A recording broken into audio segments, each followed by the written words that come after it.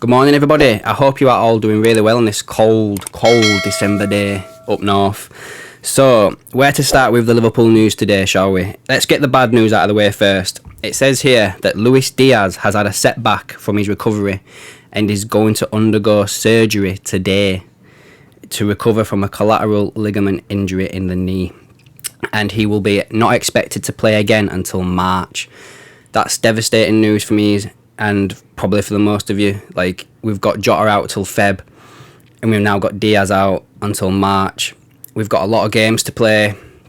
Champions League, Premier League, Carling Cup. Bloody hell, that's not been around for ages. Carabao Cup and FA Cup. Just loads of games, and I feel like it looks making it more and more likely we might sign a forward as well in January. I hope we do. I saw something earlier, I won't put much credit behind it, but it was like Sulemani, who we have been linked to in the past before. 30 million, a Senegal winger, very similar to Mane, like the next Mane apparently. He's only young, but let's see what happens there. That's very devastating news, like Luis Diaz out until March, according to Pipe Sierra. Now, let's get to a bit more positive news here, guys. So, there was something else that came out yesterday, and it's from Florian Plattenberg, and it's regarding Bobby Firmino's contract. Talks about a new contract have started and running positive. He can really imagine extending beyond 2023, at least until 2025. Klopp's future will have an impact on Firmino's decision. I'm going to come back to that in a minute. Still a top relation between them. I'm going to go back to that line there. Klopp's future will have an impact on Firmino's decision. I'm coming back to this, guys, because basically this is a German journalist, and ever since Germany were kicked out of the World Cup, there's been a lot of German press saying that it's between Tuchel and Klopp for the Germany job. Now, there were reports that Klopp's agent came out and basically said that Klopp's not interested, he's going to stick to his contract at Liverpool until it runs out. But I do think we'd be very naive, guys, to think that Jurgen Klopp would not choose his country over Liverpool. There's a reason why that line is in there, and there's a reason why it's coming from Sky Germany. Is it smoke and mirrors? Potentially. At the same time, as much as it had paid me, it wouldn't surprise me if Klopp was to walk, and go to Germany. I'm not saying it's going to happen.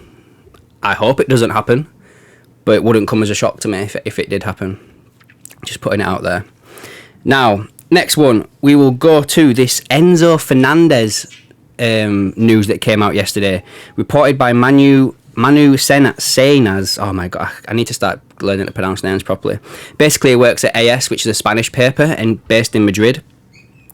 And he's saying basically that Enzo Fernandez has a move to Liverpool agreed for 120 million euros, which is around £103 at the current time of conversion. And basically his quotes are, "I would love to see him at Madrid. He would suit perfectly, but I have heard he has a pre-agreement with Liverpool." Now, to me, that does. I would love Enzo Fernandez to come to Liverpool, right? I would love it.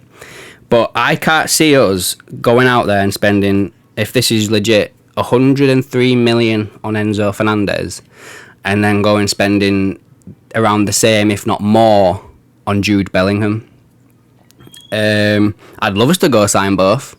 I think if we had the right owners in, definitely we could go sign both, 100%. But I don't believe this report right now as much as I think as I would hope for. Like, I was watching the Argentina game last night, and Fernandez almost won it for them a couple of times. Where the shot got deflected off Van Dijk. He had another one that hit the post.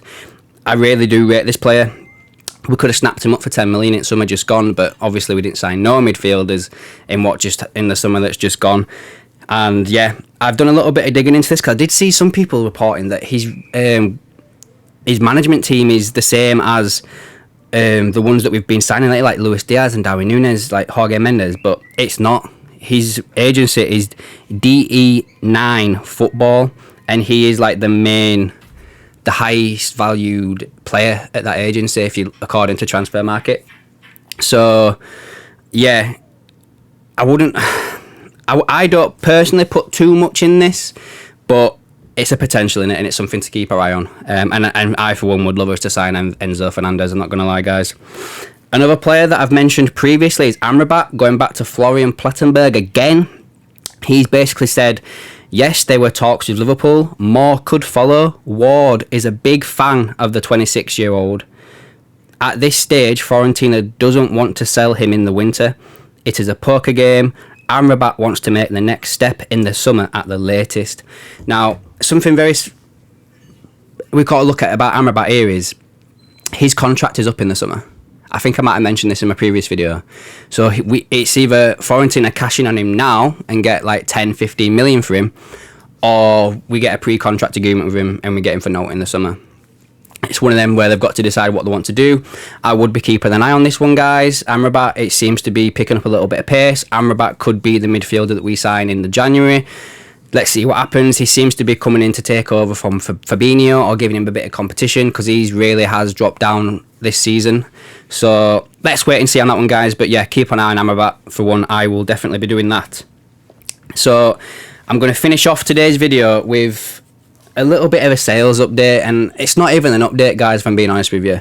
So it was going around on Twitter yesterday that HSBE have bid for Liverpool, and it's not really news. Like, it's been out there a while now that they are the consortium that's from America that's coming in to potentially buy Liverpool. But the last update that we all heard was that they couldn't get the funds together. So now they've actually got the funds together, by the sounds of it. If this is legit, they've put the bid forward.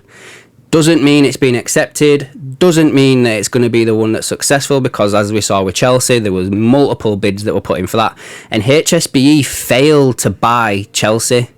So if they failed with them, why would they be successful with us? The only reason behind that is if FSG refuses to sell anywhere else. So I wouldn't get too worried just yet, but that's the little bit of a thing that I'd say about that is there's going to be multiple bids that come in for Liverpool.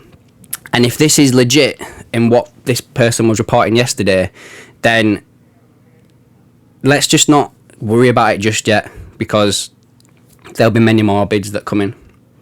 Anyway, guys, that's everything I've got for you today.